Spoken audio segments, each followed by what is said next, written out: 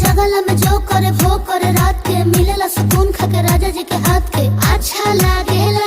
कमर ककरी से भइल काटा हराबा हो गलिया लागेला जान टमा डराबा हो गलिया लागेला जान टमा डराबा हो। कहे तोर गया तुझको मैं पार करना अपने खाला पहले हम के खिया करना तबे भइल बा कमरिया मोर चाह करना तबे भइल बा कमरिया मोर चाह करना चाह करना।